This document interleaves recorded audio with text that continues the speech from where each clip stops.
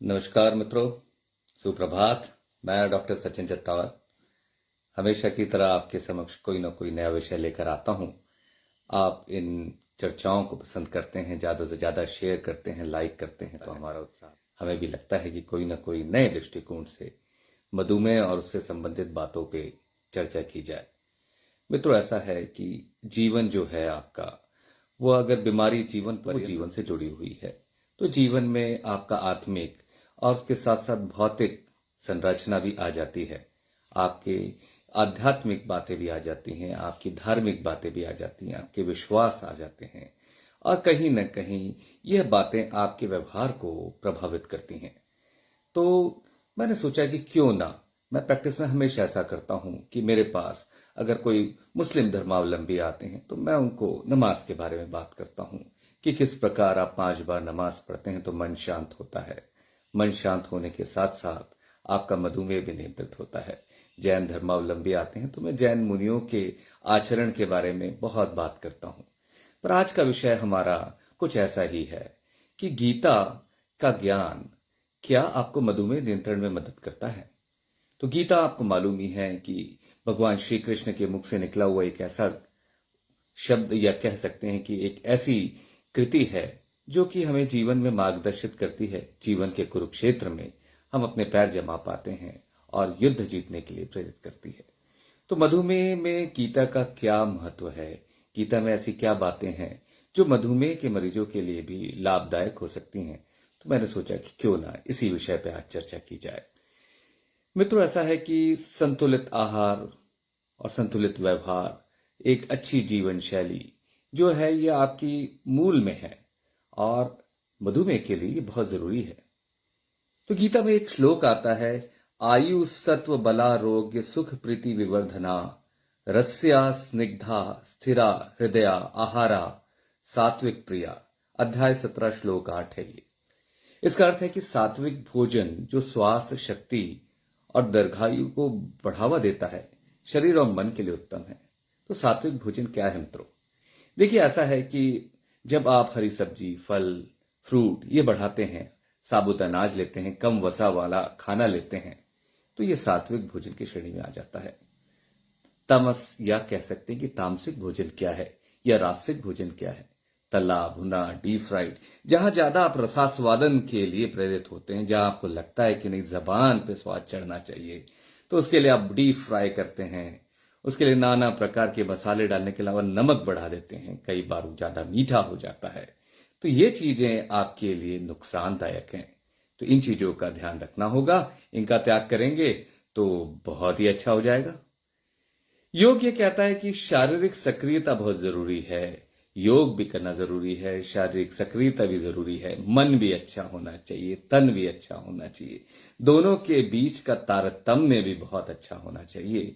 तो जो मन अच्छा रहेगा तो, और शरीर अच्छा रहेगा, स्वस्थ रहेगा, तो जो जीवन की बांसुरी में जो स्वर निकलेंगे बड़े मधुर निकलेंगे। तो ऐसा ही एक श्लोक है, वो ये कहता है कि योगस्त कुरु कर्माणि संगम त्यक्त्वा धनंजय सिद्ध सिद्धयो समो भूत्वा समत्वम योग उच्चयते। ये योग का अर्थ केवल आसन नहीं है, बल्कि ये जीवन के हर पहलू में संतुलन का प्रतीक है। तो संतुलन के बारे में गीता कहती है कि आपको नियमित व्यायाम करना चाहिए। कुछ आसन भी हैं, जैसे भुजंगासन है, मंडूकासन है, प्राणायाम है। तो इसके बीच में जो क्या होता है कि जब आप प्राणायाम करते हैं तो सांस और जीवन के बीच में एक रिश्ता बनता है। आप ध्यान केंद्रित करते हैं, मन शांत होता है, बहुत सारे हार्मोन्स का उत्सर्जन भी जो होता है वो भी नियंत्रित हो जाता है, और कहीं ना कहीं आपको मधुमेह में इसका लाभ मिलता है। जो आप किसी भी प्रकार की कसरत करें तो ये बहुत जरूरी है। तनाव प्रबंधन और ध्यान, ये एक ऐसा विषय है, हर कोई किसी के बारे में बात करो तो उनको लगता है साहब तनाव बहुत है, काम बहुत है, काम का स्ट्रेस बहुत है, काम के साथ साथ हमें अपने काम धंधे में कहीं ना कहीं मन में खिचपिच लगी रहती है। तो लोग पूछते हैं साहब इस खिचपिच से भी क्या मधुमेह बढ़ता है? तो क्या होता है कि उनके बारे में भी बड़ा क्लियर है कि एक श्लोक है, ध्यायतो विषयान पुसः संगस्तेश पुज्यातरे संग संजायते कामः कामात क्रोधो अभिजायते।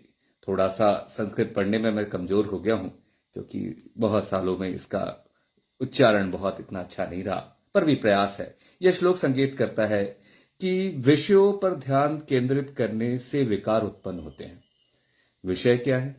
कहीं ना कहीं लालच है, कहीं ना कहीं इच्छाएं हैं, कहीं ना कहीं मन की वो बातें हैं जो कि हमेशा पूर्ण हो ये जरूरी नहीं है।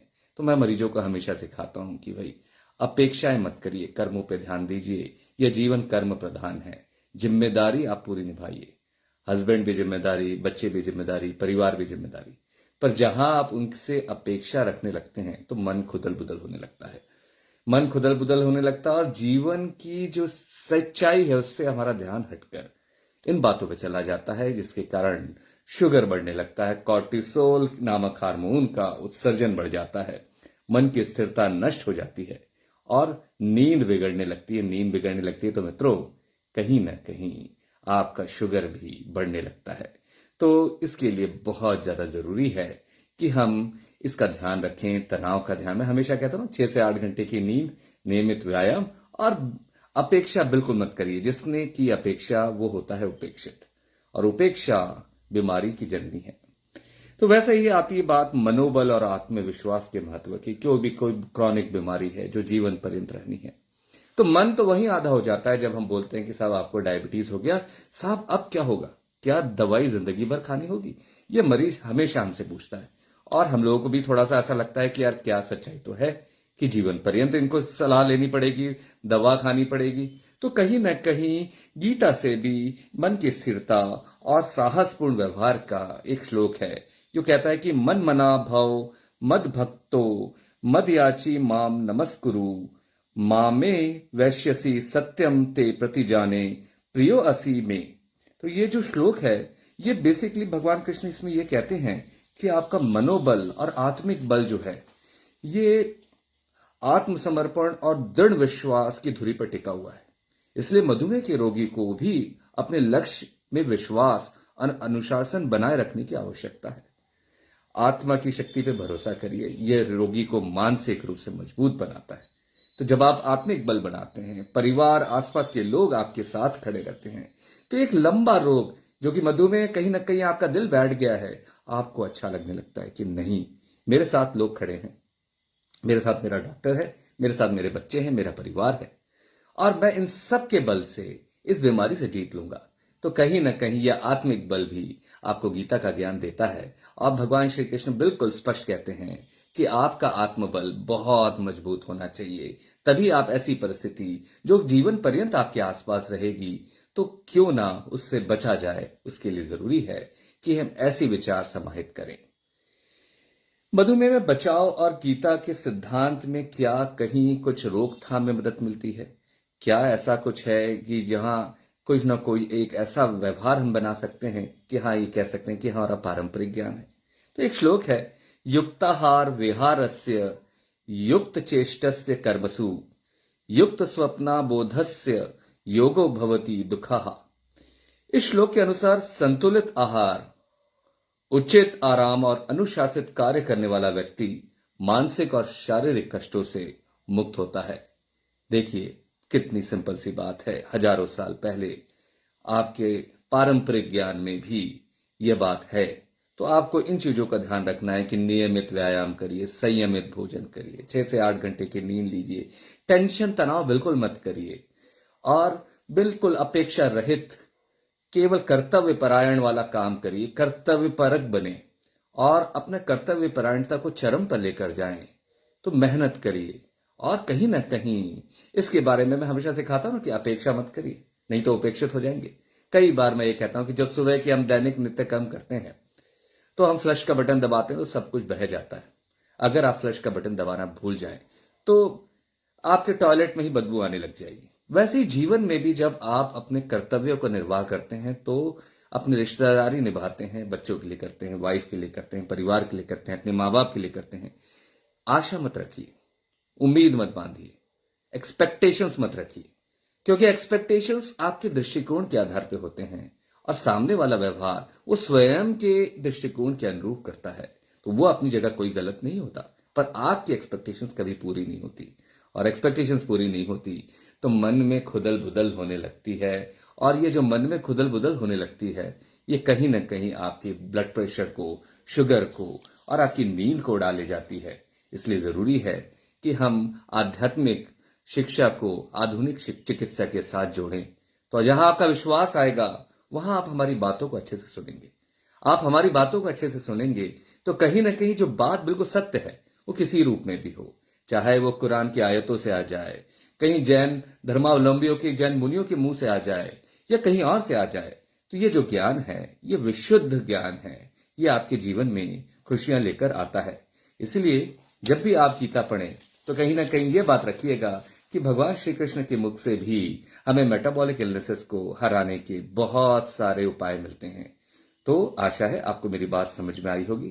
तो इसलिए सुबह उठिए, नियमित व्यायाम करिए, संयमित भोजन लीजिए, टेंशन तनाव से मुक्ति रखिए, कर्तव्य परायण बने, कर्तव्य परक बने, पर ज्यादा सोचिए मत, उम्मीदें मत बांधिए, क्योंकि उम्मीदें किसी की पूरी नहीं होती।